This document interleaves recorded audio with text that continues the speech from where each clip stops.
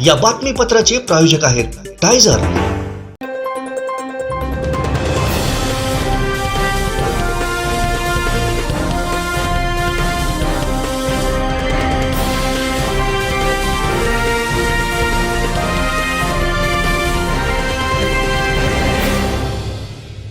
नमस्कार, आपण पाहताय कोकणचं नंबर 1 महा चॅनल कोकण 7 लाईव्ह। बातमीपत्रात आपलं स्वागत। सुरुवात करूया हेडलाईन्सनं।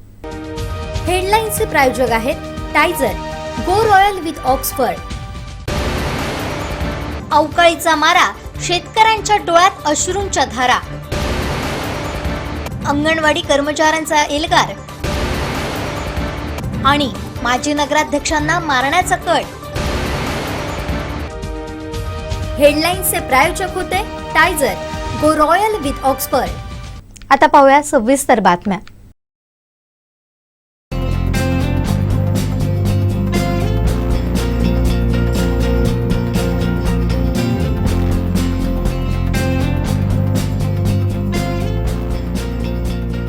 अनंत टी देई रिफ्रेश हमी।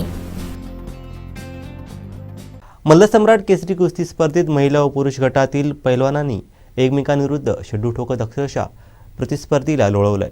कुस्तीचा थरार पाहण्यासाठी जिल्हाभरातील कुस्तीप्रेमी सावंतवाडीत आले होते। पाहूयात। महाराष्ट्राच्या मातीतील मर्दानी खेळ कुस्तीला गतवैभव प्राप्त करून देण्यासाठी मल्लसम्राट प्रतिष्ठान सावंतवाडी नामदार दीपकभाई केसरकर मित्रमंडळ यांनी पुढाकार घेत मल्लसम्राट केसरी कुस्ती स्पर्धा 2024 आयोजन केलं होतं। रविवारी शिवसेना जिल्हा प्रमुख अशोक दळवी व मान्यवरांच्या उपस्थितीत याचा शुभारंभ करण्यात आला।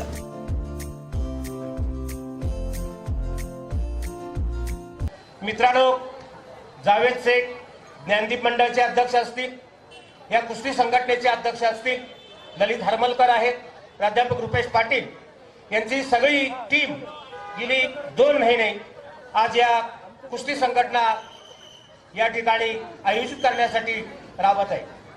कळसुरकर शाळेमध्ये 1985 मध्ये खऱ्या अर्थानं मी कुस्ती सुरू केली।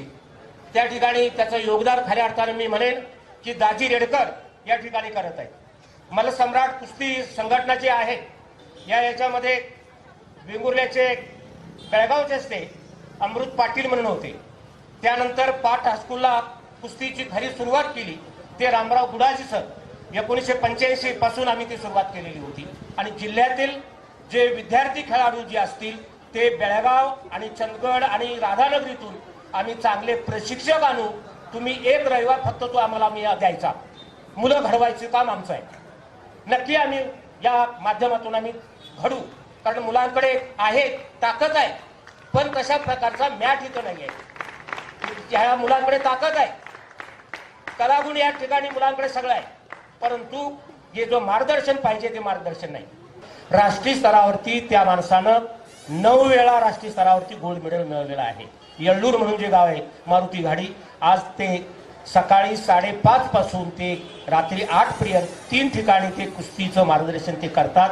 14 तारखेला त्यांनीच त्या कुस्तीचं आयोजन केलेलं आहे। महिन्यातून बाळानो तुमच्यासाठी बेळगाववरून ते आणायचं काम आमचं।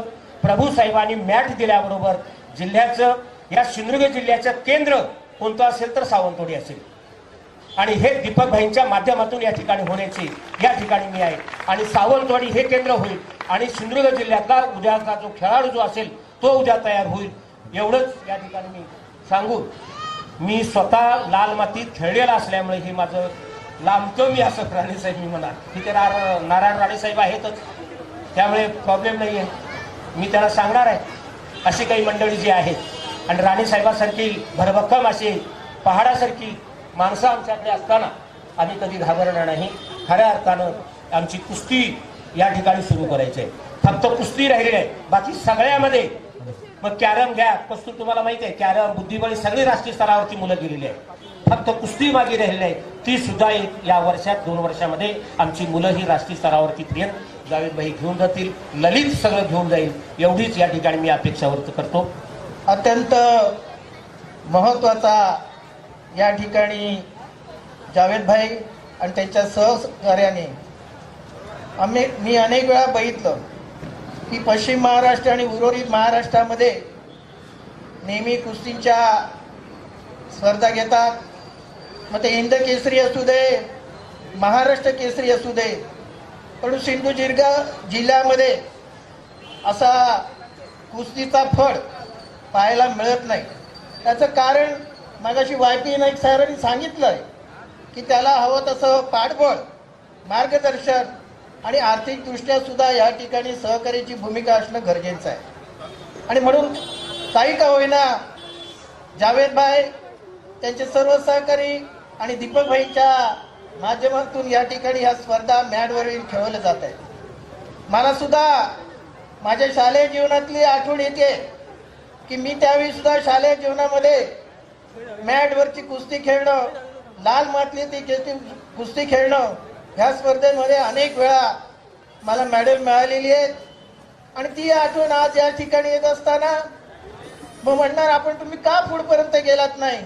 त्याचं कारणच हे आहे की आपल्याला ज्या पद्धतीने सहकार्य आणि पाठबळ पाहिजे ते त्या ठिकाणी आणि प्रोत्साहन पाहिजे ते या ठिकाणी प्रोत्साहन मिळण्यासाठी खूप अडचणी निर्माण झाल्या. म्हणून माझ्यासारखा सुद्धा एक खेळाडू असेल किंवा कुस्तीपटू असेल तो मागे राहू शकतो.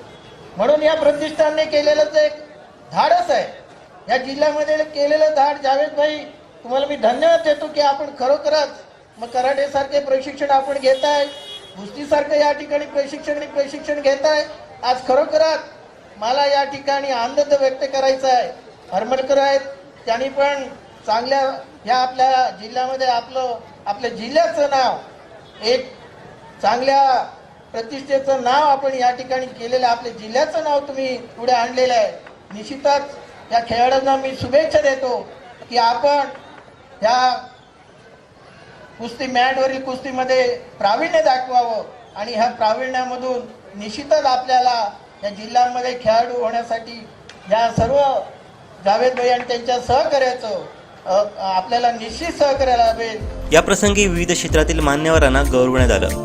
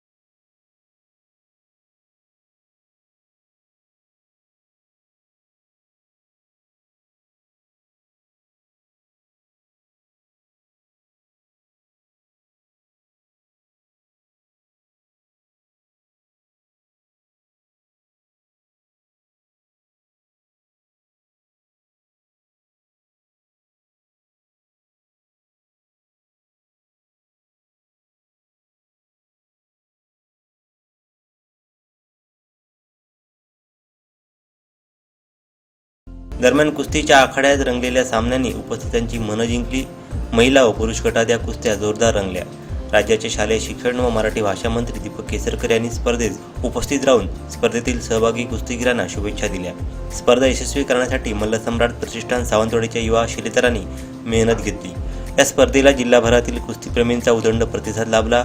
यात ओरोसीतील पोलीस सेवेत कार्यरत असलेला पैलवान आशिष जाधव विजेता तर सावंतवाडीतील मल्ल रोहित जाधव उपविजेता ठरला.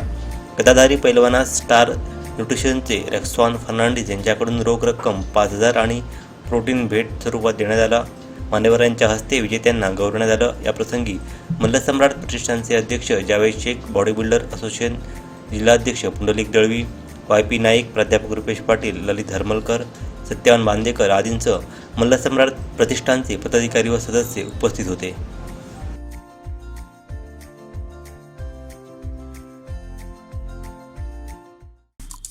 आमचे दिवसभरातले सर्व अपडेट्स, ताज्या घडामोडी आणि थेट लाईव्ह पाहण्यासाठी सबस्क्राईब करा, लाईक करा कोकणचं नंबर 1 महा चॅनल कोकण 7 लाईव्हचं YouTube चॅनल.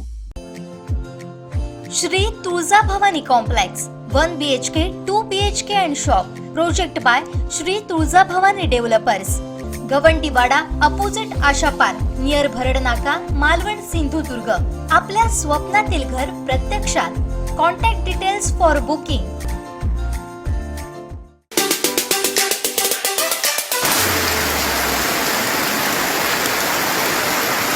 नमस्कार, मी श्रीधर साळुंखे. आताची सर्वात महत्त्वाची घडामोड म्हणजे वैभववाडी तालुक्यात आता अवकाळी पावसाने हजेरी लावलेली आहे. सायंकाळी 4च्या दरम्यान पावसाचं वातावरण निर्माण झालं होतं. त्याच्यानंतर थोडी रिपरिप पावसाची होती. आता मात्र मुसळधार पाऊस वैभववाडीत कोसळत आहे. आणि आताची ही दृश्य आहे ती थेट वैभववाडी शहरातली ही दृश्य आहे. पावसाने मुसळधार पाऊस या ठिकाणी कोसळत आहे.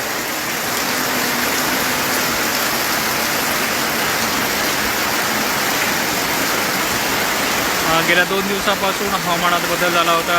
कोकण किनारपट्टीसह सिंधुदुर्ग, रत्नागिरी जिल्ह्यात ढगाळ वातावरण होते आणि त्याचाच कुठेतरी वातावरणात झालेल्या बदलाचा हा परिणाम आज दिसून येत आहे.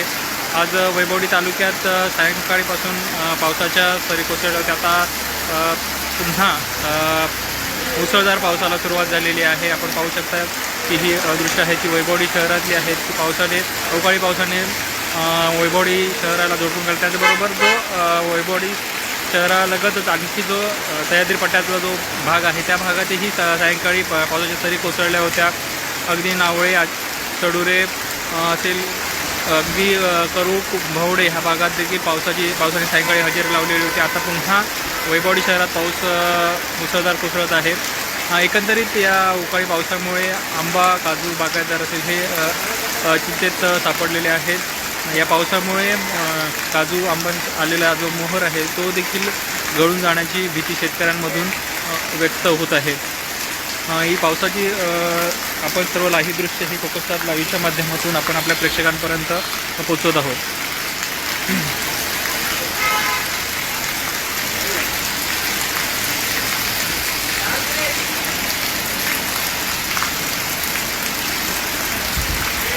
आज सायंकाळी आलेल्या अचानक पावसामुळे बाजारपेठेत खरेदीसाठी आलेल्या ग्राहकांची देखील तारांबळ झालेली आपल्याला पाहायला मिळते की अनेकांची या अचानक आलेल्या पावसामुळे धांदल उडालेली आहे. अनेकांनी पावसापासून सुटका मिळावी म्हणून दुकानात देखील आसरा घेतल्याचे पाहायला मिळत आहे.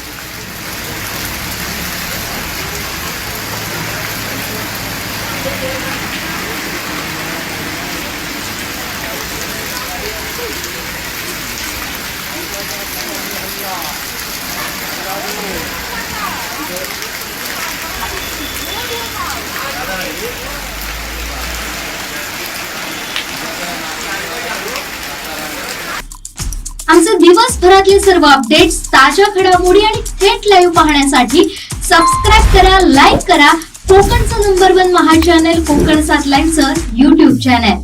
नमस्कार, मी अक्षय इंडीकर. त्रिज्या, उदाहरणार्थ नेमाळे, स्थलपुराण या चित्रपटांचा दिग्दर्शक. कशी असते फिल्म मेकिंगची प्रोसेस? त्याच्यामध्ये नेमकं एखाद्या माणसाला आयडिया सुचते, त्या आयडियापासून कुठल्या टप्प्यांपर्यंत त्याला जावं लागतं. त्याच्यातल्या अडचणी, त्याच्यातल्या प्रॅक्टिकल डिफिकल्टीज या 4 फिल्म्स केल्यानंतर मी शेअर करायला खूप उत्सुक आहे. जगभरातले सिनेमाचे इतर प्रवाह, सिनेमाच्या इतिहासापासून ते आजपर्यंत फिल्म मेकिंग कशा पद्धतीनं बदलत आहे, आजच्या मॉडर्न एजमध्ये सिनेमा कुठल्या पद्धतीनं लोकांसमोर जातोय, हे सगळं जर तुम्हाला एक्सप्लोअर करायचं असेल तर फिल्म मेकिंगचं हे वर्कशॉप तुमच्यासाठी. मराठा आरक्षणाचा प्रश्न सध्या ऐरणीवर आलाय. मनोज जरांगे पाटील यांच्या नेतृत्वात मराठा समाज आंदोलन करत आहे. याला तळ कोकणातून देखील पाठिंबा मिळत असून जरांगेंच्या या आंदोलनात सिंधुदुर्ग जिल्ह्यातून 100 गाड्या सहभागी होणार आहेत. कोकण देखील जरांगेंच्या मागे उभा आहे हे दाखवून द्यायचंय असं मत मराठा महासंघाचे जिल्हाध्यक्ष ॲडव्होकेट सुहास सावंत यांनी व्यक्त केलं. जरांगे पाटीलांच्यामुळे आज महाराष्ट्र पुन्हा एकदा एकत्र आलेलं आहे. अशा परिस्थितीमध्ये प्रत्येक मराठ्याचं कर्तव्य आहे की जरांगे पाटीलांच्या आंदोलनामध्ये सहभागी होऊन त्यांच्या या आंदोलनाला पाठिंबा देणं. आणि त्यामुळे आम्हाला असं एक दाखवून द्यायचं आहे की महाराष्ट्र आज संबंध जरांगे पाटीलांच्या सोबत आहे, परंतु काही ठिकाणी अशा प्रकारचे वाद निर्माण केले जातात की आणि असं एक परसेप्शन महाराष्ट्रामध्ये गेलेलं आहे की कोकणामध्ये जरांगे पाटलांच्या आंदोलनाला पाठिंबा नाही. तर या संदर्भामध्ये आम्हाला महाराष्ट्राला दाखवून द्यायचं आहे की महाराष्ट्र जी भूमिका घेतो त्या भूमिकेचे सोबत कायम कोकण विभाग राहणार आहे. आणि म्हणून आम्ही जरांगे पाटलांच्या ह्या आंदोलनामध्ये जे 20 तारीखचं आहे तर त्यांच्या पदयात्रेला आम्ही पनवेल येथे आम्ही त्याच्यामध्ये सामील होणार आहोत. निश्चितच, कारण आरक्षणाचा लढा हा अनएंडिंग आहे. बऱ्याच वेळा मराठा समाजाला आरक्षणाच्या प्रश्नाने हुलकावणी दिलेली आहे. अशा परिस्थितीमध्ये नोकऱ्यांची उपलब्धता ही कमी होते. जरी आम्हाला आरक्षण मिळालं तरी आज शासन हे वेगवेगळ्या ज्या त्यांच्या आस्थापना आहेत तर त्याच्यामध्ये ते कॉन्ट्रॅक्ट बेसिसवर भरती करतात आणि कॉन्ट्रॅक्ट बेसिसला काही आरक्षण लागू होत नाही. शासन आपल्या महामंडळं विकते आहे. त्याच्यामुळे भविष्यामध्ये आरक्षण जरी आम्हाला मिळालं तरी नोकऱ्यांची उपलब्धता नसणार आहे. आणि त्यामुळे आजचा जर मराठा समाज खऱ्या अर्थाने पायावर उभं राहायचं असेल तर उद्योगाची कास घेतल्याशिवाय त्याला तरणोपाय नाही. ह्या विचाराने आम्ही मराठा समाजाची उद्योग आणि व्यवसाय ही शाखा सुरू केलेली आहे आणि त्याचं आम्ही पुंडलिक दळवींकडे त्याचं जिल्ह्याचं नेतृत्व दिलेलं आहे. ते गेले कित्येक वर्ष ह्या व्यापार क्षेत्रामध्ये आहेत. जिल्हा व्यापारी संघाच्या ते पण सदस्य आहेत. त्याच्यामुळे त्यांना त्या संदर्भामधला प्रदीर्घ अनुभव आहे. त्याच्यामुळे अशा अनुभवी व्यक्तीच्या गळ्यामध्ये आम्ही ही माळ टाकली आहे. असंच आहे की मराठा आणि कुणबी ह्याच्यामध्ये कोणत्याही स्वरूपाचा फरक नाही आहे. मराठा हाच कुणबी, कुणबी हाच मराठा. गायकवाड आयोगाने सुद्धा त्याच्यावर ही भूमिका अधोरेखित केलेली आहे. त्याच्यामुळे आणि गायकवाड आयोगाला जे सिंधुदुर्ग जिल्ह्याच्या वतीने आम्ही जे निवेदन दिलेलं होतं त्यामध्ये सुद्धा आम्ही असंच म्हटलं होतं की मराठा हा कुणबीच आहे आणि त्याच्यामुळे कुणबीमधून मराठा समाजाला आरक्षण देण्याची शिफारस करावी अशा प्रकारचं आपलंही निवेदन आहे. त्याच्यामुळे आमची पूर्वीपासून भूमिका अशीच आहे की मराठा समाजाला कुणबीमधनं आरक्षण दिलं जावं. आणि 1 जून 2004 रोजी खत्री कमिशनच्या अहवालाच्या आधारे महाराष्ट्र शासनाने ज्यांच्या नोंदी कुणबी मराठा किंवा मराठा कुणबी आहे अशा मराठा बांधवांना त्यांनी आरक्षण दिलेलं आहे. तर शासनाने GR मध्ये दुरुस्ती करून कुणबीची तत्सम जात मराठाला मान्यता देण्यात यावी आणि मग मराठा समाजाला अधिकृतपणे कुणबीच्या अंतर्गत मराठाला समाजाला आरक्षण मिळेल आणि ते टिकणारं आरक्षण असेल कारण ते 50% आतील आरक्षण मिळेल. मराठा समाजाच्या सिंधुदुर्ग जिल्ह्यामध्ये कुणबींच्या नोंदी सापडलेल्या आहेत. मराठा कुणबी आणि कुणबी मराठा म्हणून. आणि त्याच्यामुळे सिंधुदुर्ग जिल्ह्यामध्ये मराठा कुणबी ही समाज आहे आणि त्याचे दाखले शासनाने लवकर द्यावे अशा प्रकारची आम्हाला शासनाला विनंती करायची आहे. कारण ही जी आकडेवारी आहे सिंधुदुर्ग जिल्ह्याची अद्याप अधिकृतपणे सिंधुदुर्गाच्या जिल्हाधिकारी कार्यालयाच्या मार्फत किंवा जो कुणबी मराठा, मराठा कुणबी या संदर्भातला जो कक्ष स्थापन केलेला आहे शासनाने त्या कक्षामार्फत सुद्धा आकडेवारी घोषित झालेली नाही आहे. त्याच्यामुळे ह्या जुन्या ज्या नोंदी आहेत ह्या लोकांपर्यंत पोहोचल्या पाहिजेत. जे जवळजवळ कुणबी मराठा आणि मराठा कुणबी म्हणून जवळजवळ 1400 पेक्षा जास्त नोंदी या सिंधुदुर्ग जिल्ह्यामध्ये सापडलेल्या आहेत. तर त्यांना जाऊन प्रशासनाने अलर्ट केलं पाहिजे आणि त्यांना दाखले द्यावेत अशी आमची मागणी आहे. त्याप्रमाणे आम्ही 100 गाड्यांचं नियोजन केलेलं आहे आणि त्याप्रमाणे आम्ही त्यांची ज्या दिवशी आंदोलन पनवेलमध्ये पोहोचेल त्याच्या आदल्या दिवशी आम्ही एकत्रितपणे आम्ही सिंधुदुर्ग जिल्ह्यातून आम्ही निघणार आहोत. आमचे दिवसभरातले सर्व अपडेट्स, ताज्या घडामोडी आणि थेट लाईव्ह पाहण्यासाठी सबस्क्राईब करा, लाईक करा कोकणचं नंबर 1 महा चॅनल कोकण 7 लाईव्हचं YouTube channel. Shri Tuljabhavani Complex 1 BHK 2 BHK and shop. Project by Shri Tuljabhavani Developers. Gawandiwada opposite Asha Park near Bharad Naka, Malvan, Sindhudurg. आपल्या स्वप्नातील घर प्रत्यक्षात. Contact details for booking. मानधन वाढ, पेन्शन ग्रॅज्युएटी आणि कुपोषण मुक्तीसाठी आहार दरात तिप्पट वाढ या मागण्यांसाठी संपात उतरलेल्या अंगणवाडी कर्मचाऱ्यांनी रवळनाथ मंदिर इथं एकत्रित मागण्या मान्य न झाल्यास संपातून माघार घेणार नसल्याचा इशारा दिलाय. कमलताई परुळेकर यांच्या नेतृत्वाखाली अंगणवाडी कर्मचाऱ्यांची सभा ओरोस येथील पटांगणावर झाली.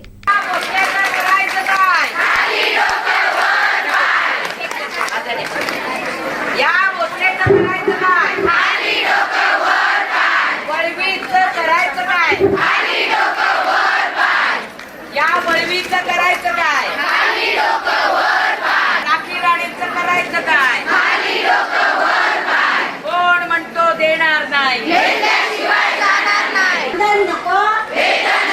मानधन नको, हमारी युनियन, हमारी युनियन, हम सब एक है, हम सब एक है.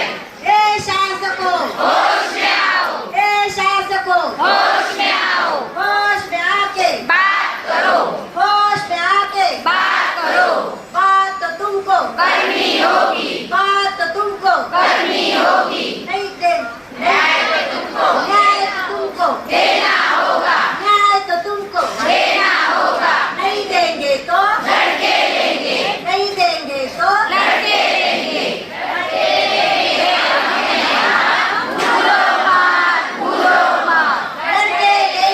अपने हाथ, भूलो मत, भूलो मत. कमलताई आगे बढ़ो, हम तुम्हारे साथ हैं. अंगणवाडी कर्मचारी एकजुटीचा, अंगणवाडी कर्मचारी एकजुटीचा. अरे कोण म्हणतो देणार नाही,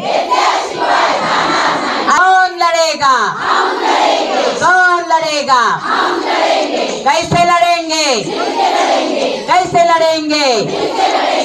अंगणवाडीचा संप 4 डिसेंबर पासून चालू आहे. तो आजतागायत चालू आहे. अजून संप मिटण्याची चिन्ह नाहीयेत.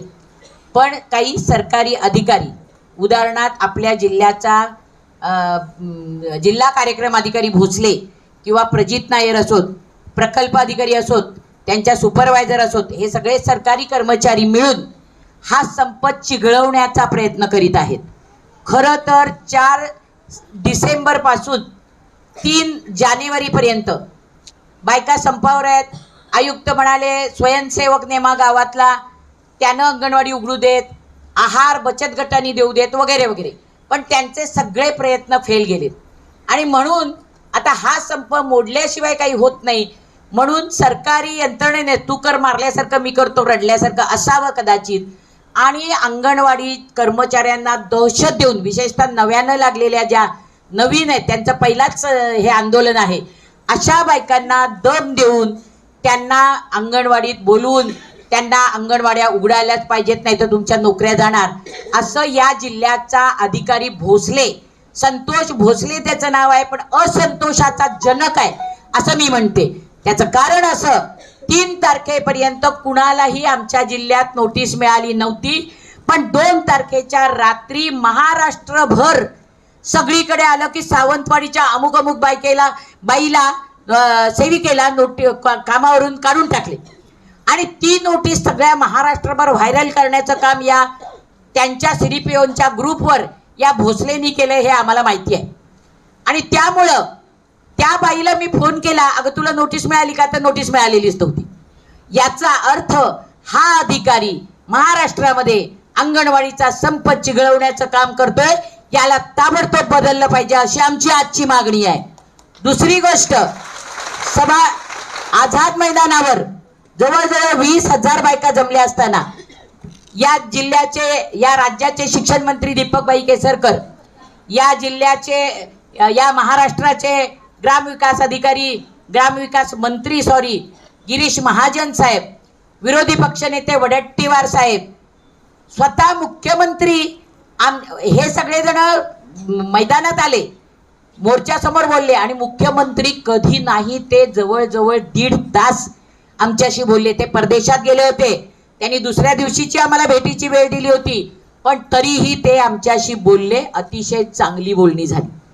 त्या सगळ्यांच्या समोर या नवीन ज्या मदतनीस आणि सेविका लागलेल्या आहेत त्यांना ज्या नोटिसा काढल्यात त्या मागे घ्यायच्या, कुणालाही नोकरीवरून कमी करणार नाही, इतकं त्या मंत्र्यांनी आमच्या समोर म्हणजे मीटिंगमध्ये, त्याच्यानंतर आझाद मैदानावर 15,000 बायकांच्या समोर सांगितलं.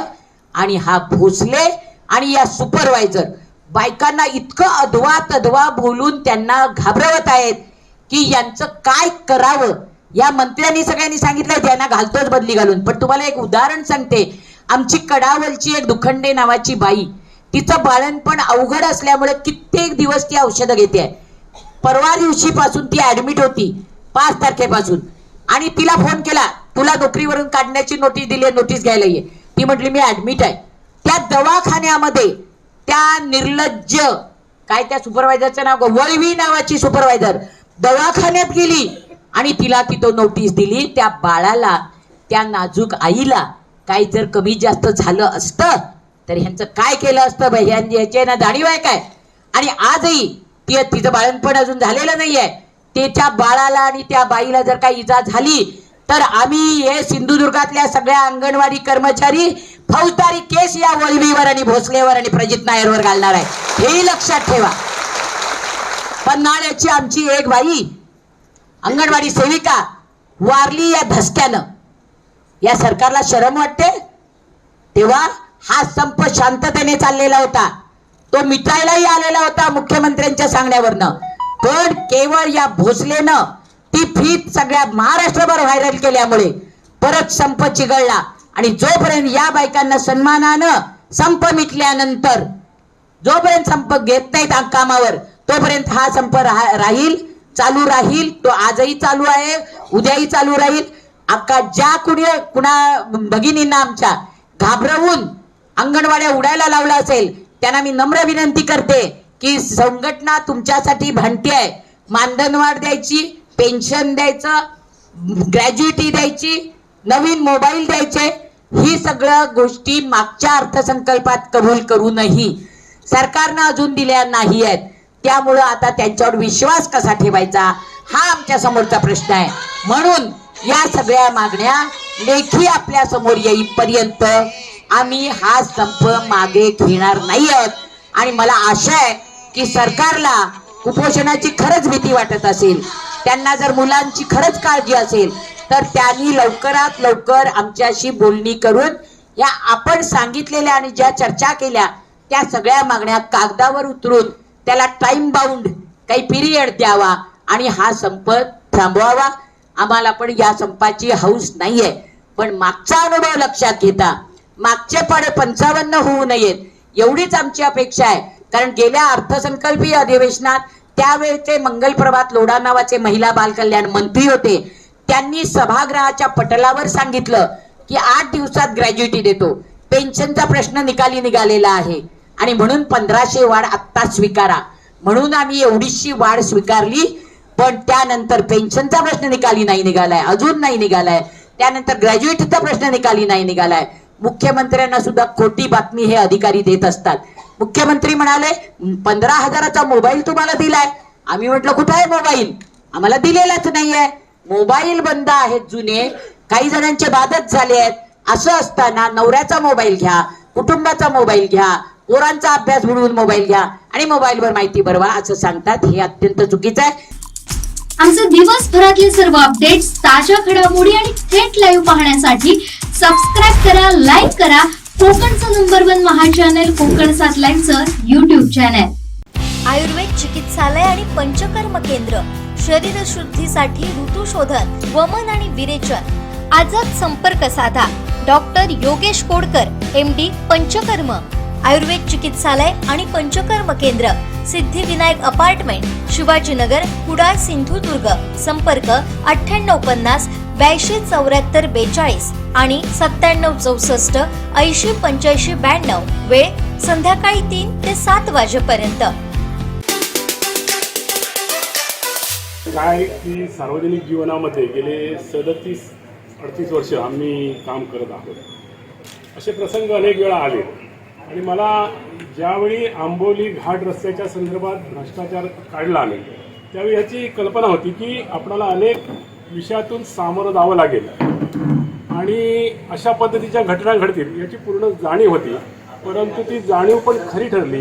गेले 15 दिवसापूर्वी या संदर्भात सावंतवाडी शहराच्या लगतच्या गावामध्ये एका हॉट मिक्स प्लांटवरती एक जेवणावळी करत असताना सावंतवाडी बांधकाम विभागाचे एक ज्युनियर इंजिनियर जेई यांनी हे कटाचे त्या सूत्रधार आहेत आणि त्यांनी कट रचून मारण्याचा प्लान केलेला आहे.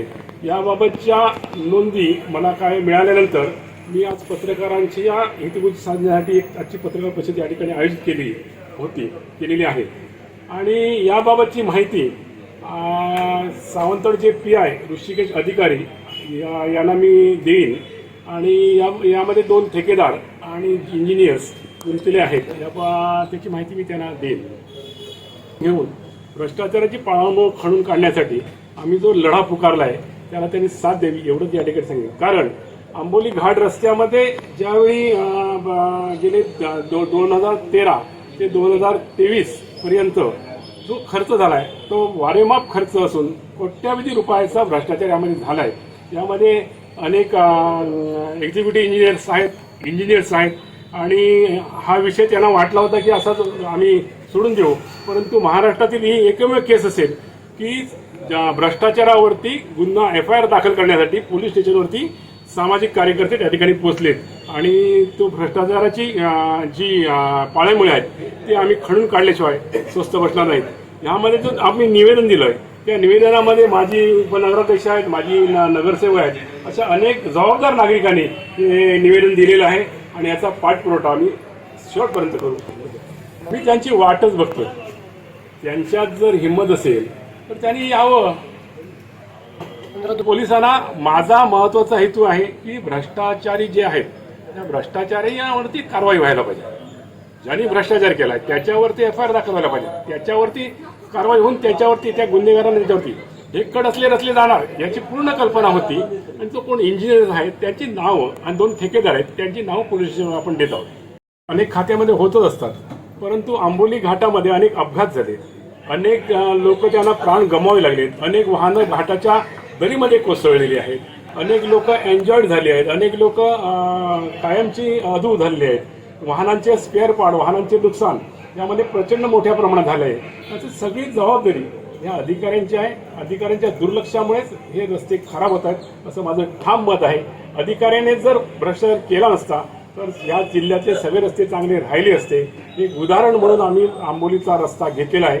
माझी आत्ताचे जे बांधकामचे अधिकारी सन्माननीय केणी आहेत त्यांनी यांच्या कोणत्याही दबावाला न बळी न पडता ते सगळे डॉक्युमेंट्स पोलिसांकडे द्यावेत. पोलिसांनाही विनंती आहे, पोलीस अधीक्षकांना विनंती आहे, पोलीस अधीक्षकांनी याची गंभीर नोंद घ्यावी. जे हल्ला करायला आले त्यांची नोंद घ्यावी आणि भ्रष्टाचाराची नोंद घेऊन त्यांनी तात्काळ बांधकाम विभागाचे जे डॉक्युमेंट्स आहेत ते पहिले सील करावे आणि जो कोण अधिकारी आहे ह्यामध्ये गुंतले त्यांची ईडीच्या मार्फत चौकशी करावी आणि यांच्या वाढलेली प्रॉपर्टी ही सगळी जप्त करावी अशी माझी प्रमुख मागणी आहे. सुरुवातीला आम्ही कसं हा लढा आम्ही लढतोय तो जर आम्हाला पोलिसांना टार्गेट करायचे नाही, परंतु पोलीस जर याच्यावरती दुर्लक्ष करत असतील तर न्यायालयीन लढा आम्ही लढू. न्यायालयामध्ये जिल्हा न्यायालयामध्ये आम्ही जात आहोत. ह्या जसे असीम सरोदे जे पुण्यामध्ये एक कायदे तज्ञ आहेत ते अनेक सामाजिक प्रश्न घेऊन लढत असतात. माझी सिंधुदुर्ग बार असोसिएशनला विनंती आहे की त्यांच्यातील ज्यांना सामाजिक भान आहे किंवा सामाजिक क्षेत्रामध्ये काम करायचे असे 5 कायदेतज्ञ वकील पुढे यावेत आणि आमच्या ह्या लढ्याला त्यांनी कायदेशीर मार्गदर्शन आणि कायदेशीर बाबी आहेत त्यांनी पुढे चालवण्यासाठी त्या वकिलांनी पुढे असं मी त्यांना आवाहन करतोय. मी सावंतवाडी बार असोसिएशनला विनंती करेन आणि त्याचबरोबर सिंधुदुर्ग जिल्हा बाल कौन्सिल आहे त्याला असं विनंती करतो की त्यांनी येऊन ह्या लढ्यामध्ये सहभागी व्हावं. आमची नगरसेवक सगळे आहेत, आम्ही लढतोय. आम्ही आज हा लढा जरी 10 लोक लढत असलो तरी भविष्यामध्ये फार मोठ्या प्रमाणामध्ये ह्याचा उद्रेक होऊ शकतो. परंतु आज जबाबदार नागरिक या ठिकाणी हा लढा हातात घेऊन आम्ही लढतोय. हा घाट रस्त्याचा झालेला भ्रष्टाचार मुळात सकट खोदून काढू आणि ह्याच्यामध्ये जे गुंतले आहेत त्यांना त्याची किंमत मोजावीच लागेल. आमचे दिवसभरातले सर्व अपडेट्स, ताज्या घडामोडी आणि थेट लाईव्ह पाहण्यासाठी सबस्क्राईब करा, लाईक करा कोकणचं नंबर 1 महा चॅनल कोकण 7 लाईव्हचं YouTube चॅनल. आयुर्वेद चिकित्सालय आणि पंचकर्म केंद्र, शरीर शुद्धीसाठी ऋतुशोधन, वमन आणि विरेचन. आजच संपर्क साधा. Doctor Yogesh Kodkar, MD, Panchakarma. आयुर्वेद चिकित्सालय आणि पंचकर्म केंद्र, सिद्धिविनायक अपार्टमेंट, शिवाजीनगर, कुडाळ, सिंधुदुर्ग. संपर्क 9850 82 74 42 आणि 97 64 80 85 92. वेळ संध्याकाळी 3 ते 7 वाजेपर्यंत. सिंधुदुर्ग जिल्ह्यात देखील कोल्हापूर, बेळगाव प्रमाणे मनगटात जोर असणारे मल्ल आहेत. त्यांना प्रोत्साहन मिळण्याची गरज आहे. नक्कीच ते महाराष्ट्र गाजवतील असा विश्वास मल्ल सम्राट प्रतिष्ठानच्या पदाधिकाऱ्यांनी व्यक्त केला. कुस्ती म्हणजे महाराष्ट्राचा खेळ म्हणून या खेळाकडे पाहिलं जातं, पण सिंधुदुर्गात सुद्धा या खेळाला खूप महत्त्व आहे. परंतु आजपर्यंत सिंधुदुर्गातले कुस्तीपटू हे तेवढ्या पद्धतीनं पुढे आले नाही, कारण त्यांना तसं प्रोत्साहन मिळालं नाही. पण गेले अनेक वर्ष हा खेळ इथंही खेळला जातो. कुस्तीतले अनेक कुस्तीपटू हे आमच्या जिल्ह्यात सुद्धा आहेत, प्रत्येक तालुक्यात आहेत. आणि खऱ्या अर्थानं आज या वर्षात 2024 नव्या वर्षात त्यांना जर प्रोत्साहन द्यायचं कोणी काम केलं असेल तर मल्ल सम्राट प्रतिष्ठान आणि शालेय शिक्षण मंत्री दीपक केसरकर मित्रमंडळाच्या माध्यमातून हे प्रोत्साहन आज या ठिकाणी दिलेलं पाहायला मिळतं. आपल्यासोबत YP नाईक सर आहेत. सर, तुमच्या भाषणामध्ये तुम्ही बोलताना मगाशी म्हणालात की अगदी 30-35 वर्षापूर्वी हा खेळ तुम्ही इथल्या मुलांना शिकवत होता. आम्ही घाटमाथ्यावर पाहतोय मल्ल जे असतात, कुस्ती जी असते, जो थरार असतो तो खूप वेगळा असतो. मानाची गदा मिळवणं हे खूप मोठं असतं. आज असाच थरार, अशाच पद्धतीचे जे सगळे काही पैलवानांचे आम्ही ज्या पद्धतीनं त्यांची एंट्री बघितली किंवा ज्या कुस्त्या बघितल्या ते पाहिल्यानंतर आम्ही कुठेतरी त्याच लेवलला आहोत असं दिसून आलं. काय सांगाल? अगदी बरोबर आहे विनायक, कारण 1985 पासून खऱ्या अर्थानं सिंधुदुर्ग जिल्ह्यामध्ये आम्ही कुस्ती या ठिकाणी सुरू केली आणि आज त्याचं नक्की फलित आहे की सिंधुदुर्ग जिल्ह्यामध्ये शैक्षणिक असेल, वेगवेगळ्या क्षेत्रामध्ये आमचे खेळाडू सिंधुदुर्ग जिल्ह्यातून राष्ट्रीय स्तरावरती जातात.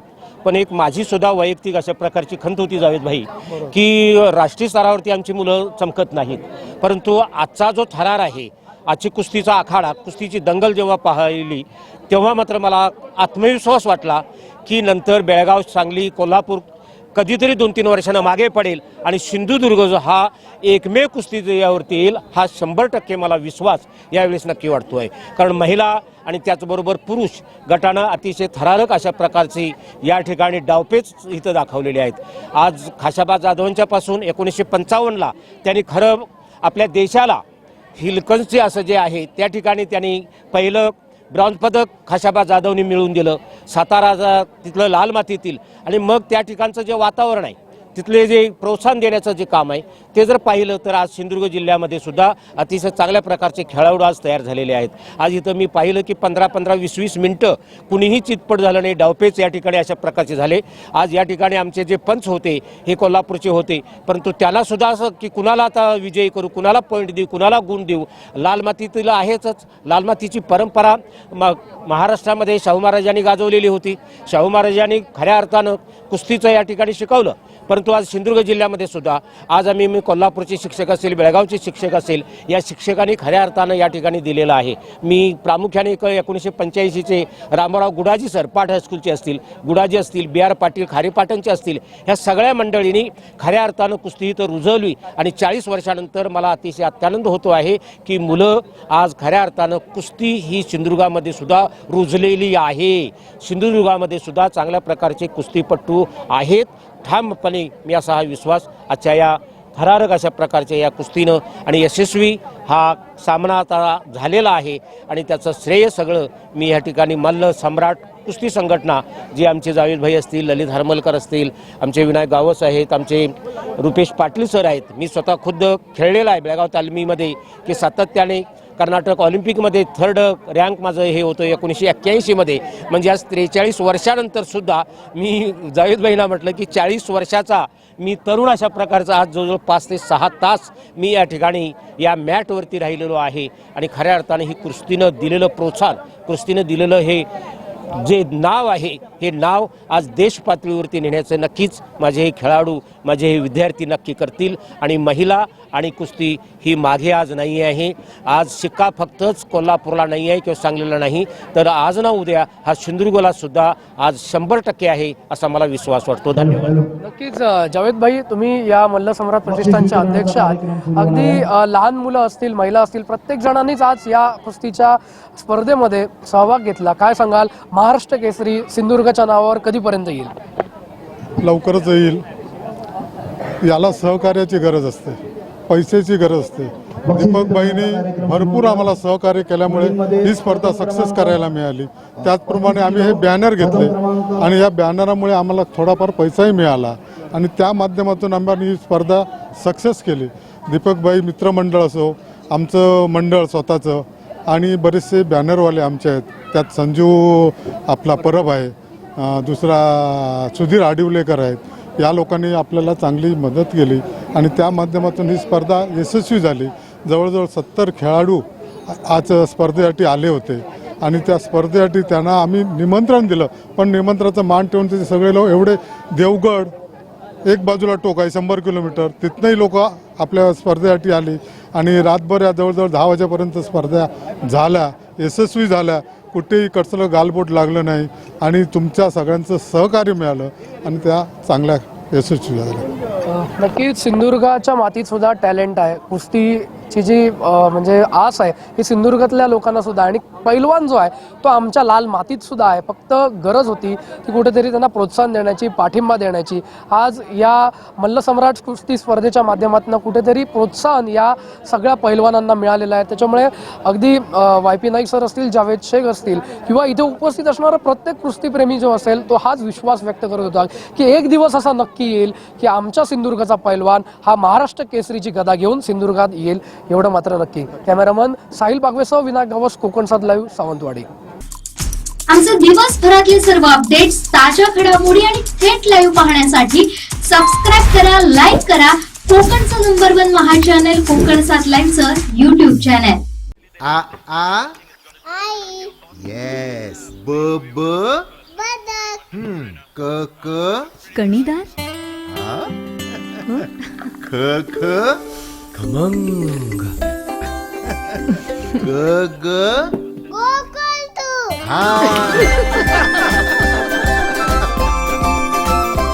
अगदी घरच्यासारखं. कणीदार, खमंग म्हणजेच गोकुळ तूप. सिंधुदुर्ग जिल्ह्यातील महिला कुस्तीपटू देखील मागे नाहीत. पुरुषांच्या खांद्याला खांदा लावून त्या आखाड्यात उतरल्या. कोकणातील महिला सुद्धा कुठे कमी नाहीत हे त्यांनी दाखवून दिलंय. सावंतवाडी शहरामध्ये झालेल्या मल्लसम्राट केसरी या कुस्तीच्या स्पर्धेमध्ये महिलांचा सहभाग देखील तेवढाच महत्त्वाचा होता. आपल्यासोबत महिला कुस्तीपटू आहेत आणि विशेष म्हणजे त्या सुद्धा पोलीस दलात आहेत. मॅडम काय सांगाल? यशस्वी वडपकर, नंतर मिस्टरांकडचे यशस्वी सावंत. यशस्वी वडपकर नावानेच आतापर्यंत खेळत आले आणि आता मिस्टरांकडचे यशस्वी सावंत म्हणून 2007 पासून मी कुस्ती खेळते. कुस्ती, पॉवर लिफ्टिंग, कराटे, जुडो. महिला म्हटल्यानंतर काही बंधनं येतात समाजाकडनं काही, पण कुटुंबाची साथ तुम्हाला कशी मिळते? कारण तुम्ही म्हटलं अगदी लग्नानंतर सुद्धा, म्हणजे आज आम्ही बघितलं कुस्तीच्या आखाड्यात तुम्ही उतरला होता आणि महिला म्हणजे ज्या नवीन युवती सुद्धा आहेत त्यांचाही खूप मोठा सहभाग या ठिकाणी होता. तर एक महिला म्हणून काय वाटतं या सगळ्याच बद्दल? आज महिला म्हणजे आज सगळ्या गृहिणी म्हणजे घर आणि मूल आणि जॉब एवढंच चालू आहे. तसं माझ्या लाईफमध्ये सुद्धा हे चालू आहे, जॉब, घर, मुलं सांभाळणे. तरीही त्याच्यातून वेळ थोडा काढून आज म्हटलं चला नाही, जिद्द आहे, खेळायचं आहे म्हणून आपला जो रनिंग रुटीन चालू ठेवायचं. जरी इंजुरी जरी असली तरी जिद्द ही हवीच असते की बाबा चला. बाकीच्यांना सुद्धा रिस्पॉन्स मिळतो, बाबा खेळण्याची संधी मिळते. एकमेकांचं पाहून लोक उत्सुकता होतात की ह्या खेळू शकतात का, आम्ही खेळू शकत नाही. असं मी तर म्हणेन, माझा जरी वय 35-36 जरी वय असलं तरी आज ज्या ज्युनियर मुले आहेत त्यांनी असंच खेळत राहू दे आणि असंच अष्टपैलू खेळाडू म्हणून सिंधुदुर्गात प्रसिद्ध नावलौकिक होऊ दे. या कुस्तीचं एक यश म्हणायला हरकत नाही की तुमची मुलगी आज कुस्ती खेळायचा हट्ट करायला लागली. ही चिमुकली आपल्या समोरच आहे. आणि काय सांगाल एक आई म्हणून त्यावेळी काय भावना होती? कारण तुमच्या पावलावरती पाऊल ठेवते. आई म्हणून म्हणजे आज ती ज्युनियरला आहे, युरो किडला ओरसमध्ये आहे. तर बरीच तिने ॲथलेटिक्समध्ये मेडल वगैरे मारली आहेत तिने. आणि माझे व्हिडिओ बघून कुस्तीची भाऊ आणि ती दोघं डेली रोज रात्री खेळत असतात. ती म्हणाली मम्मा तुला जेवढे मेडल, माझे मेडल, ट्रॉफ्या जेवढ्या आहेत तेवढ्या मला पाहिजे, भेटल्याच पाहिजे. ते ह्या 2 वर्षात तिने 8 मेडल मिळवली आहेत, गोल्ड मेडल. नक्कीच काय सांगाल, जिल्ह्यात अशा अनेक मुली आपल्याला दिसत आहेत की ज्या कुस्तीमध्ये पुढे यायला बघतात, त्यांच्यासाठी काय संदेश द्याल? मी तर म्हणेन महिलांसाठी कुस्ती हे असं अवघड काही नाही आहे. कुस्ती म्हणजे कसं एक हे आहे, जिद्दी चितपटीचा खेळ आहे. जर आपण उत्साहाने जर खेळलो तर एकमेकांचं पाहून अजून प्लेयर असे संधीने निर्माण होतील. आज माझ्या दृष्टिकोनाने बघितलं तर मुलं खूपच कमी आली आहेत. ह्याच्या पुढे अजून वाढतील, अजून स्पर्धा मोठमोठ्या होऊ दे, राज्यस्तरीय होऊ दे, अजून मुलं प्रतिसाद होतील, बरीच मुलं उतरतील, सहभाग होतील. नक्कीच तू देखील या स्पर्धेमध्ये सहभाग घेतला होता आणि आम्ही बघितलं होतं की तू समोरच्या स्पर्धकाला चितपट करत होती आणि काही सेकंदामध्ये तू ते केलंस. काय सांगशील, हे कसं साध्य केलंस आणि तुझ्या बरोबरच्या ज्या काही मुली आहेत किंवा तुला बघून या क्षेत्रात येणाऱ्या ज्या मुली आहेत त्यांना काय संदेश देशील? माझे नाव सांगायला महक रिजवान शेख माझे नाव आहे. मी एक मुस्लिम मुलगी आहे आणि आमच्या धर्मात खूप बंधनं असतात, तरी पण मी ते बंधन कधी पाळले नाही. परंतु मला एक जिद्द आहे म्हणून मी कुस्ती खेळते आणि मी आज 7 वर्ष प्रॅक्टिस करते कुस्तीची, जिदोची. मी 2 गेम खेळते. मी नॅशनलपर्यंत गेली आहे आणि मी दिवसातनं 4-5 तास प्रॅक्टिस करते आहे. आणि तसेच ह्या माझ्या क्लासमधली मुलं आहेत त्यांना पण मी म्हणजे शिकवते आहे. नक्कीच आज या संपूर्ण स्पर्धेचं आयोजन तू बघितलं, सिंधुदुर्गात अशा स्पर्धा बहुधा होत नाही, पण आज अशा पद्धतीनं पहिल्यांदाच कुठेतरी होत आहे किंवा ह्याच्या आधी झाल्यात, तर काय वाटतं ह्या स्पर्धेचं आयोजन बघून? तुझ्या बरोबरची जी मुलं पण होती त्यांच्या काय प्रतिक्रिया होत्या? म्हणजे सगळ्यांना खूप आनंद झाला की बाबा स्पर्धा खूप दिवसाने स्पर्धा भरली आहे कुस्तीची, अशा सारख्या भराव्या म्हणजे मुलांना अनुभव पण येतो. तर कसं आता खेळल्या मुली त्यांना उत्सुकता वाढली, म्हणजे त्यांना आता असं वाटेल की आता त्यांना एक मेडल भेटलं म्हणजे त्यांच्या मनातली जिद्द वाढली की आता आपण पुढे अजून खेळू आणि अजून कुठेतरी स्पर्धा अजून जास्त खेळू शकतो आपण. तसं एक चिमुकली आपल्या सोबत आहे जी ह्यांचीच कन्या आहे. तुला कुस्ती खेळाविषयी का वाटली? नक्कीच ही चिमुकली जरी बोलत नसली तरी तिच्या कृतीतनं आज सगळं काही दिसून आलंय.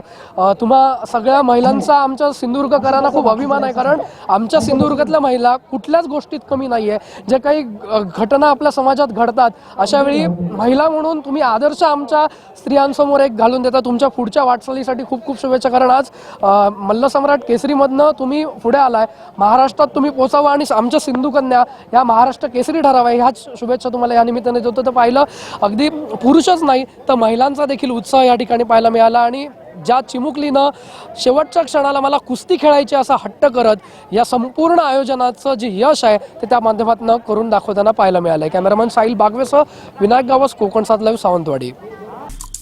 आमचे दिवसभरातले सर्व अपडेट्स, ताज्या घडामोडी आणि थेट लाईव्ह पाहण्यासाठी सबस्क्राईब करा, लाईक करा कोकणचं नंबर 1 महा चॅनल कोकण 7 लाईव्हचं YouTube चॅनल.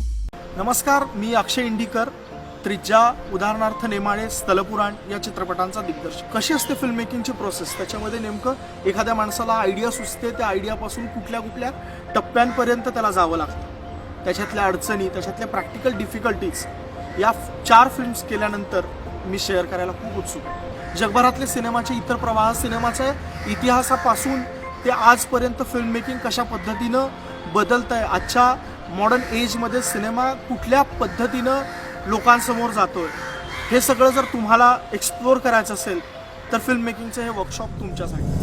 मल्लसम्राट केसरी कुस्ती स्पर्धेचं सिंधुदुर्ग पोलीस दलातील आशिष जाधव हे जेतेपदाचे मानकरी ठरलेत. त्यांना मानाची गदा प्रदान करण्यात आली आहे. पाहूया. सावंतवाडी तालुक्यामध्ये या ठिकाणी आपण पाहतोय मल्लसम्राट प्रतिष्ठान आणि दीपकभाई केसरकर मित्रमंडळाच्या माध्यमातून मल्लसम्राट केसरी 2024चं आयोजन या ठिकाणी करण्यात आलं होतं आणि याचे विजेते जे ठरलेले आहेत, मल्लसम्राट केसरी जे ठरलेले आहेत ते आपल्यासोबत आशिष जाधव आपल्यासोबत आहेत. आणि विशेष म्हणजे महाराष्ट्र पोलीस, सिंधुदुर्ग पोलीस दलात ते कॉन्स्टेबल म्हणून काम करतात. एक अभिमानास्पद अशी गोष्ट आहे. काय सांगाल, पहिली प्रतिक्रिया काय? कारण महाराष्ट्रातल्या मातीतला खेळ म्हणून कुस्तीकडे पाहिलं जातं आणि पोलीस दलात तुम्ही सदरक्षणालय, खलनिग्रहणालय म्हणून काम करत असताना आज कुस्तीचं मैदान सुद्धा गाजवलंय. काय सांगाल? नमस्कार. मला आज या ठिकाणी विशाल ठाकूर आणि ललित यांच्या प्रोत्साहनामुळे इथं येण्याचा मला चान्स मिळाला आणि खेळ माझा होताच, पण सिंधुदुर्ग जिल्ह्यामध्ये हे सगळं नवीन आहे. तरी पण अशीच स्पर्धा आणि परंपरा सिंधुदुर्गकरांनी पण चालवावी आणि अशा स्पर्धा भरवाव्या असं मला वाटतं. या पुढच्या वर्षी मी असेल किंवा माझ्या ठिकाणी अजून कोणी असेल की माझं खेळण्याचं हे बघून मुलं पण बाकीची तयारी करतील आणि माझ्यासोबत सगळ्यांनीच विविध स्पर्धा म्हणजे शालेय स्पर्धा असतील किंवा इतर स्पर्धा असतील नॅशनल वगैरे सगळ्या स्पर्धा नंबर बसून विविध नोकरीमध्ये जे खेळाडूंसाठी प्राधान्य दिलं जातं त्यामध्ये सगळ्यांनी प्रावीण्य मिळवून नक्कीच एक तुमचा आदर्श असा आहे की तुम्ही पोलीस दलात कार्यरत आहात सिंधुदुर्गच्या आणि महाराष्ट्राच्या एक पोलीस आहात, अभिमानाची ही गोष्ट आहे. ती जबाबदारी पेलत असताना सुद्धा कुस्ती ही तुमची तो छंद आहे, तुमची आवड आहे, तोही तुम्ही जोपासलात आणि आपलं सरकार आपलं राज्य या खेळाडूंना पण ज्या पद्धतीनं प्रोत्साहन देतं त्याचंच एक आज उदाहरण आहे. काय भावना आहे एक पोलीस म्हणून आणि एक खेळाडू म्हणून सुद्धा कुस्तीपटू म्हणून? सर्वप्रथम मला प्रॅक्टिस करायसाठी तळेरे कासार्डेमध्ये दत्तात्रय मार्कंड सरांनी प्राधान्य दिलं. मला तिथं प्रॅक्टिससाठी येण्यास प्रोत्साहित केलं. तर मलाही आमच्या जिल्हा वाहतूक शाखेतून आमच्या इन्चार्ज असतील किंवा आमचे स्पोर्ट्स इन्चार्ज असतील तसेच SP साहेब यांचे वेळोवेळी मार्गदर्शन असतंच. अशा मार्गदर्शनामुळेच या ठिकाणी मला येण्याचा योग मिळाला आणि या स्पर्धेमध्ये यश मिळवता आलं. नक्कीच टीम कोकण 7 लाईव्ह कडनं सुद्धा तुमचं खूप खूप अभिनंदन. अशाच पद्धतीनं महाराष्ट्राच्या कुस्तीमध्ये पण आमच्या सिंधुदुर्गचं नाव तुम्ही उज्ज्वल करावं ही ज्या निमित्तानं शुभेच्छा देतो. आपण पाहतोय सावंतवाडीच्या मैदानात मल्लसम्राट केसरी ही कुस्तीची जो आखाडा होता तो रंगला होता आणि आखाड्यामध्ये अनेक जे मल्ल आहेत अगदी महिलांनी सुद्धा यात सहभाग घेतला होता आणि संपूर्ण जिल्ह्यातले जे कुस्तीप्रेमी आहेत ते आज या निमित्तानं सावंतवाडीत पाहायला मिळाले आणि महाराष्ट्र पोलीस किंवा सिंधुदुर्ग पोलीस दलात जे काम करत आहेत ते आशिष जाधव या ठिकाणी या गदेचे या मल्लसम्राट केसरी या वर्षीचे ठरलेले आहेत त्यांचंही खूप खूप अभिनंदन सर्व स्तरात नव्हतं आणि आपणही केलेलं अशा पद्धतीनं आज या ठिकाणी सावंतवाडीत झालेल्या या मल्लसम्राट केसरी स्पर्धेचे मानकरी हे यावर्षी मिळालेले पाहायला मिळतात. Cameraman Sahil भागवेसह Vinayak Gawas, Konkan 7 live, Sawantwadi. आमचे दिवसभरातले सर्व अपडेट्स, ताज्या घडामोडी आणि थेट लाईव्ह पाहण्यासाठी सबस्क्राईब करा, लाईक करा कोकणचं नंबर 1 महा चॅनल कोकण 7 लाईव्हचं YouTube चॅनल. आयुर्वेद चिकित्सालय आणि पंचकर्म केंद्र, शरीर शुद्धीसाठी ऋतुशोधन, वमन आणि विरेचन. आजच संपर्क साधा. Doctor Yogesh Kodkar, MD, Panchakarma. आयुर्वेद चिकित्सालय आणि पंचकर्म केंद्र, सिद्धिविनायक अपार्टमेंट, शिवाजीनगर, कुडाळ, सिंधुदुर्ग. संपर्क 9850 82 74 42 आणि 97 64 80 85 92. वेळ संध्याकाळी 3 ते 7 वाजेपर्यंत. मालवणसह जिल्ह्यात अवकाळी पावसानं झोडपून काढलंय. गडगडाटासह पडलेल्या पावसामुळे साऱ्यांचीच तारांबळ उडाली. काही दिवस थंडी पडल्यानंतर पुन्हा प्रचंड उष्मा जाणवत होता. आंबा बागायतदारांनी फवारणी कलमांवर केली होती. छोटी फळं सुद्धा लागलेली होती आणि अचानक अवकाळी पाऊस कोसळल्यानं बागायतदार हवालदिल झाल्यात. दिवसभर ढगाळ वातावरण होतं. पुन्हा पाऊस कोसळल्यास बागायतदारांचं मोठं नुकसान होऊ शकतं. वादळी पाऊस आहे आणि त्याच्यामुळे वादळी पावसाचा जोरात जर पाऊस आला तर पावसाने त्रास होणार. परंतु थोडा थोडा पाऊस असेल, दिवसातून समजा 1 तास 1.5 तास पडला, थोडा थोडा उदोन होईल, तर त्याचा इफेक्ट झाडावरती तेवढा होणार नाही, नुकसान होणार नाही. परंतु उलट ह्याच्यामुळे फायदा एकच आहे की हवेतील नत्र त्याला मिळणार, आणखी झाडाची वाढ होणार, झाडाची वाढण्याच्या फळझाडाची वाढ होणार. सतत जर पाऊस लागला तर मोहर काळा पडणार आणि ढगाळ वातावरण झालं तर तुडतुडा वाढतो. त्यामुळे तुडतुडा वाढण्याचं जे प्रमाण आहे ते ढगाळ वातावरणामुळे जास्त होतं. जसं वातावरणाचं टेम्परेचर बदलतं त्या टेम्परेचरप्रमाणे प्राण्यांचं म्हणजे तुडतुडा म्हणा, इतर कीटक म्हणा, ज्याला खाणारे मावा म्हणा, याचं प्रमाण वाढत जातं. त्यामुळे शक्यतो वातावरणावरती नियंत्रण करता आलं शेतकऱ्या. उदाहरणार्थ तुडतुडा वाढला तर गरम धूर करायचा किंवा थंड पाण्याचा फवारा करावा, जेणेकरून टेम्परेचर चेंज झालं की हे तुडतुडे सहन करू शकत नाही आणि त्याचा इफेक्ट ॲटोमॅटिक प्राण्यांवरती होतो. तर त्या दृष्टिकोनातून कसा झाडांवरती आत्ताच्या पहिले मोठा फरक पडणार नाही. सतत 4 दिवस पाऊस राहिला तर मात्र धोधो पावसाने फरक पडू शकतो. मोर तुझा काळवंडला जाईल आणि मोर काळवंडल्याच्या आतमध्ये किडीचं प्रमाण वाढण्याची शक्यता आहे. परंतु फवारणी करून कंट्रोल होईल ह्याची गॅरंटी नाही. फवारणी करून कदाचित जे जीवन उपयोगी कीटक आहेत ते मात्र नाहीसे होतील आणि जे त्रासदायक कीटक आहेत ते सुद्धा वाढण्याची शक्यता आहे. आणि त्यांचं प्रमाण वाढण्याचं जो दुप्पट आहे, जितके उपकार कीटक जे आहेत त्यांच्यापेक्षा यांचं प्रमाण जास्त असल्यामुळे फवारणीचा उपयोग तेवढा होणार नाही. उगाच फवारणी करू का, आपण आंब्यावरती फवारणी करतो तर कामगारांचा खर्च, औषधाचा खर्च आणि त्याचं प्रमाण जर काढलं तर जवळजवळ आपला खर्च 1/3 1 चतुर्थांश असतो. त्यामुळे तो खर्च कसा कमी करता येईल एवढ्यावरती आपण जर बघितलं तर शेतकरी बरेचसे सुखी होते. आमचे दिवसभरातले सर्व अपडेट्स, ताज्या घडामोडी आणि थेट लाईव्ह पाहण्यासाठी सबस्क्राईब करा, लाईक करा कोकणचं नंबर 1 महा चॅनल कोकण 7 लाईव्हचं YouTube channel. Shri Tuljabhavani Complex 1 BHK 2 BHK and shop project by Shri Tuljabhavani Developers, Gawandiwada opposite Asha Park near Bharad Naka, Malvan, Sindhudurg. आपल्या स्वप्नातील घर प्रत्यक्षात. Contact details for booking.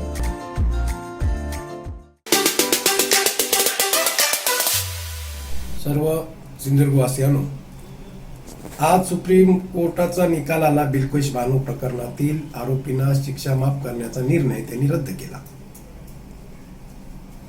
जो निर्णय गुजरात सरकारने बिल्किस बानो प्रकरणातील आरोपींना झालेल्या शिक्षा माफ करण्याबाबतचा होता तो रद्दबातल करण्याचं काम सन्माननीय सुप्रीम कोर्टाने केलं आणि कुठेतरी न्यायाची आशा पल्लवित झाली.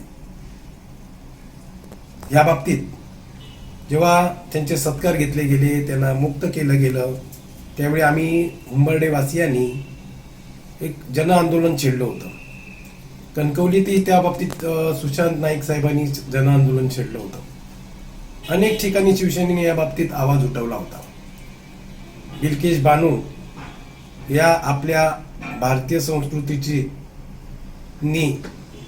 चा जेव्हा अपमान होतो तेव्हा शिवसेना नेहमी उभी राहते.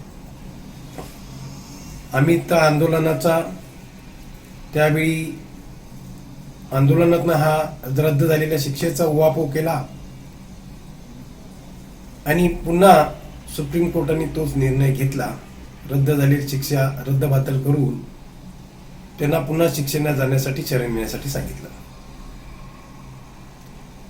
हा खरं तर लोकशाहीचा विजय आहे. हा खरं तर संविधानाचा विजय आहे. हा खरं तर महिलांच्या अस्मितेचा विजय आहे. म्हणून ह्या सर्व घटकांचा मी अभिनंदन करतो, त्यांना शुभेच्छा देतो. त्याचप्रमाणे सुप्रीम कोर्टाचा सुद्धा मी आभार मानतो, कारण त्यांनी आपली न्यायव्यवस्था अबाधित राखण्याचा जो निर्णय घेतला आणि त्यामुळे लोकांच्या आशा पल्लवित झालेल्या आहेत. भारतासारख्या मोठ्या लोकशाहीच्या देशामध्ये देशाचे नागरिक म्हणून जेव्हा ते न्यायाकडे आशेने पाहतात आणि त्यावेळी त्यांच्यावर अन्याय होतो आणि त्यासाठी जनता रस्त्यावर येते, त्यावेळी कुठेतरी संवेदना सुद्धा जागृत असल्याची भावना त्या व्यक्तीला होत असतील. मी सर्वप्रथम माझे हुंबर्डे कोळपे नागरिकांचं सुद्धा मनपूर्वक अभिनंदन करतो की त्यांनी माझ्या आंदोलनाला, माझ्या आईच्या नेतृत्वाखाली, आई सरवणकरांच्या नेतृत्वाखाली घेतलेल्या आंदोलनाला सर्व सहभागी झाले. आम्ही त्या आंदोलनाच्या मार्फतीने शेकडो लोक रस्त्यावर आलो, लॉंग मार्च केली. नंतर आमच्या त्यावेळी तत्कालीन सरपंचांना आमच्या मागण्यांचे निवेदन दिलं राष्ट्रपतींना की बाबा या शिक्षा ज्या माफ करण्यात आले ते रद्द करण्यात याव्या, पुन्हा त्यांना जेलमध्ये टाकण्यात यावं. आणि त्याप्रमाणे या सगळ्या घटना आम्ही ज्या मागण्या केल्या होत्या त्या कुठेतरी पूर्ण होत असताना नियतीने आम्हाला साथ दिली असं मला म्हणायला हरकत नाही. कुठेतरी खारूची आमची झेप होती, परंतु कुठेतरी त्याला यश आलं असं मला वाटतंय. या सगळ्यांच्या माझ्या यशामध्ये, आमच्या यशामध्ये मी असलेल्या सर्व घटकांचा मी सर्वप्रथम अभिनंदन करतो, शुभेच्छा देतो. आणि पुन्हा अशा प्रकारे कुठल्याही महिलेवर अत्याचार होणार नाही ह्याची काळजी समाज कंडक घेतील आणि ते असं कुठेही त्यांना माफ केलं जाणार नाही. त्यासाठी माफ करत असताना आम्ही तोंड बंद करून राहणार नाही. ह्याची सुद्धा धडकी त्यांच्या मनामध्ये राहील असं मी या ठिकाणातनं माझे विचार व्यक्त करतो आणि सगळ्यांचं पुन्हा एकदा अभिनंदन करतो आणि त्यांना शुभेच्छा देतो. धन्यवाद. आमचे दिवसभरातले सर्व अपडेट्स, ताज्या घडामोडी आणि थेट लाईव्ह पाहण्यासाठी सबस्क्राईब करा, लाईक करा कोकणचं नंबर 1 महा चॅनल कोकण 7 लाईव्हचं YouTube चॅनल. शेवटी ठळक घडामोडी पुन्हा एकदा. हेडलाईन्सचे प्रायोजक आहेत टायझर, गो रॉयल विथ ऑक्सफर्ड. अवकाळीचा मारा, शेतकऱ्यांच्या डोळ्यात अश्रूंच्या धारा. अंगणवाडी कर्मचाऱ्यांचा एल्गार आणि माजी नगराध्यक्षांना मारण्याचा कट. हेडलाईन्सचे प्रायोजक होते टायझर, गो रॉयल विथ ऑक्सफर्ड. बातमीपत्रात वेळ झाली इथेच थांबण्याची. पाहत रहा कोकणचं नंबर 1 महा चॅनल कोकण 7 लाईव्ह. धन्यवाद.